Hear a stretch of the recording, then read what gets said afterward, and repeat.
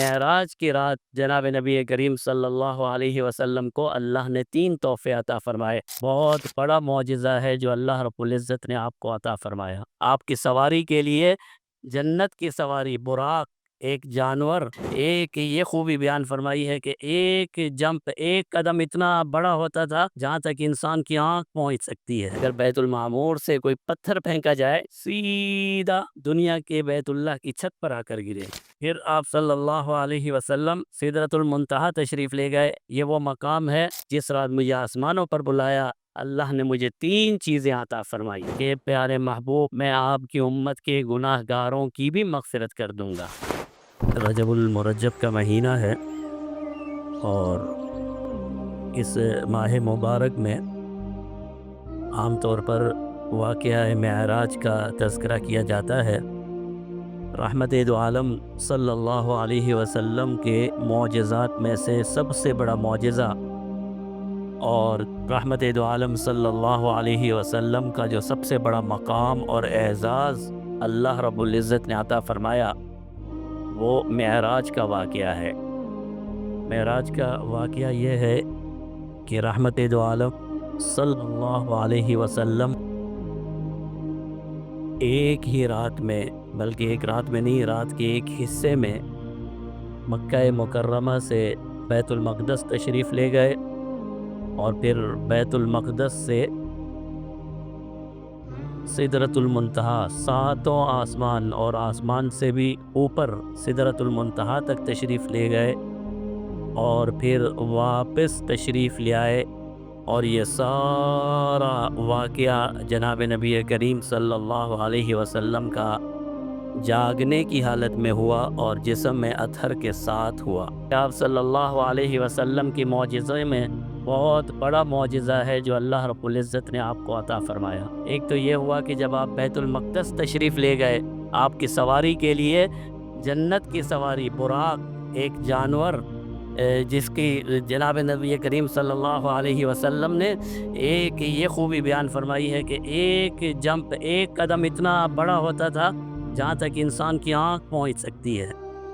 ہاں، انسان کی آنکھ کی بینائی کی جو حد ہے،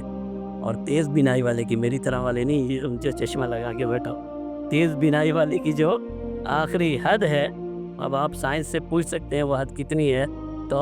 وہاں تک وہ ایک قدم اٹھاتا تھا، وہاں تک اس کا ایک قدم پڑتا تھا۔ اور یہ پھر آپ صلی اللہ علیہ وسلم بیت المقدس تشریف لے گئے اور پیارے محبوب فرماتے ہیں وہاں تمام انبیاء جمع تھے اور میں نے ان انبیاء کی امامت کروائی، اور پھر وہاں سے ایک سیڑھی نما چیز رکھی گئی اور اس کے ذریعے سے جبرائیل امین مجھے آسمانوں کی طرف لے گئے، اور مختلف پہلے آسمان پر حضرت آدم علیہ السلام نے آپ کا استقبال کیا، پھر اسی طرح درجہ بدرجہ چھٹے آسمان پر سیدنا موسیٰ علیہ السلام تھے، اور 7ویں آسمان پر جناب نبی کریم صلی اللہ علیہ وسلم فرماتے ہیں سیدنا ابراہیم خلیل اللہ،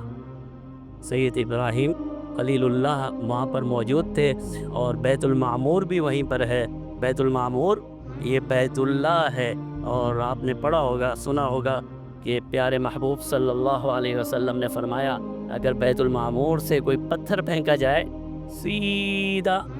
دنیا کے بیت اللہ کی چھت پر آ کر گرے، بالکل اس کی سیدھ میں بیت المعمور ہے،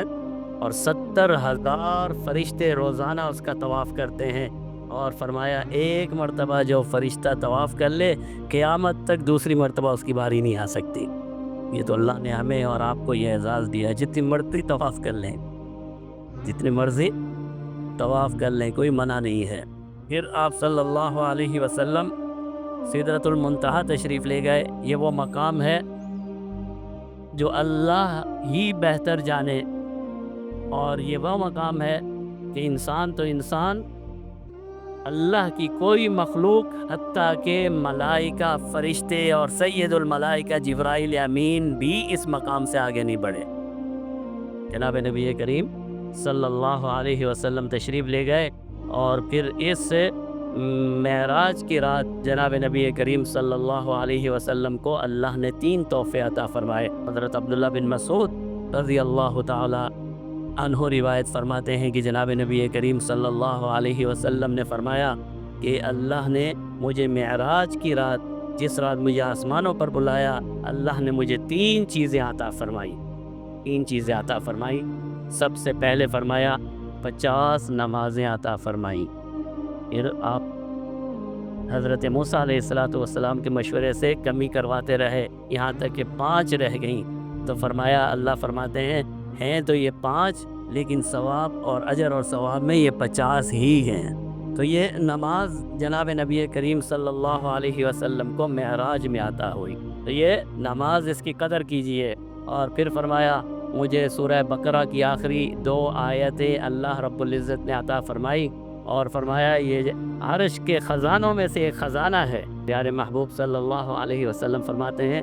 عرش کے خزانوں میں سے ایک خزانہ ہے۔ اور تیسری چیز فرمایا کہ اللہ نے یہ ارشاد فرمایا کہ پیارے محبوب میں آپ کی امت کے گناہ گاروں کی بھی مغفرت کر دوں گا،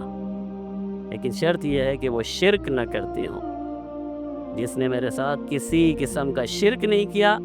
وہ کتنا بڑا گناہ گار اور سیاکار کیوں نہ ہو، اللہ فرماتے ہیں اے محمد صلی اللہ علیہ وسلم اس امت کے گناہ گاروں کی بھی مغفرت ہو جائے گی، لیکن شرط یہ ہے کہ وہ شرک سے محفوظ رہیں۔